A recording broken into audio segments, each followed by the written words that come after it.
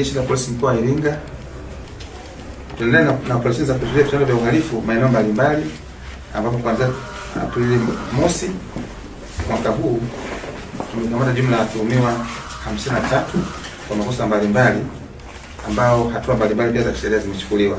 Tumefanikiwa kumkamata Ramadhani Musa, miaka 33. Huyu ni dereva na mkazi wa Dar es Salaam, kwa kosa la kutoa taarifa za uongo, ambapo alidai kuwa ameibiwa sehemu zake za siri kwa maana nyeti, na huyu amefikishwa mahakamani na amepatikana hatia na kufungwa kifungo cha miaka 5 jela kwa kosa hilo ambalo alitenda. Lakini matukio ambayo yanafanana hayo pia tumekamata watuhumiwa wengine ambao ni Musa Kaundi, miaka 39.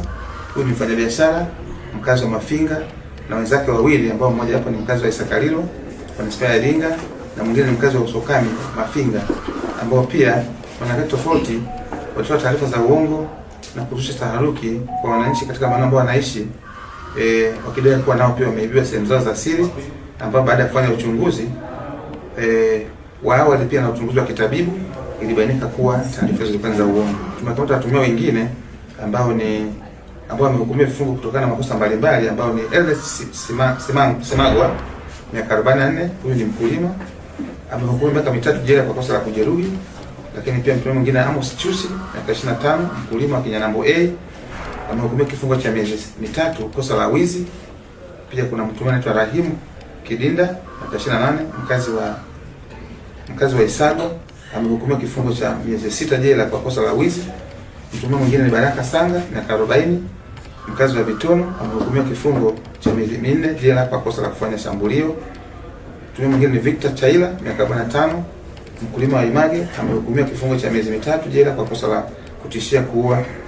Na pia mtu mwingine anaitwa Baraka Nyamba, miaka 20, mkazi wa Idete, amehukumiwa kifungo cha miezi 6 jela kwa kosa la uvunjaji.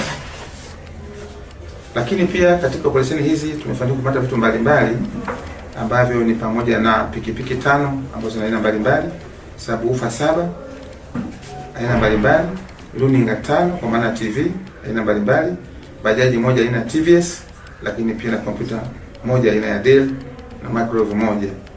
Lakini pamoja na hayo tumewafikisha watuhumiwa mahakamani na kupewa adhabu mbalimbali kwa mujibu wa sheria, ambapo kuna dereva anaitwa FS Ndembela amefungiwa leseni kwa muda wa miezi 3 kuanzia tarehe 8 mwezi wa 4 kwa kosa la kuendesha gari ambayo ni namba T 249 DYD aina ya Zongtong Bus kampuni ya New Force, kwa kosa la kuendesha kwa mwendo kasi eneo la Iovi.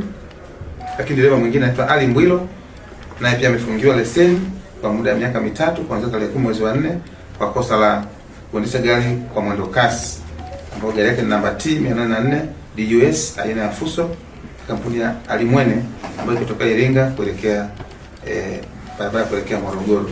Tungependa kutoa tu wito kwa wananchi kutokana na matukio yanaendelea yanayozua taharuki, kwamba watupe taarifa wanapoona viashiria hivyo, kwa sababu hawa watu wanaotangaza kwamba ameguswa bega, nyeti zimepotea, sehemu zake za siri, ukienda kwa undani utaona kama ni watu ambao wamejenga syndicate, kwa sababu haiwezekani itokee Mbeya, itokee maeneo Rukwa, itokee maeneo ya Iringa na maeneo mengine kwa wakati mmoja.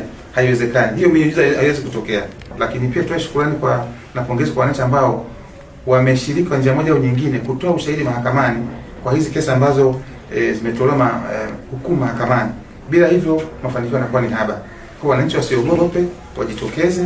Lakini pia kuna namna ambavyo tunawalinda wananchi ambao ni mashuhuda wema na ambao wanatoa taarifa kwa Jeshi la Polisi kunusuru adha na madhara makubwa ya uhalifu katika jamii yetu.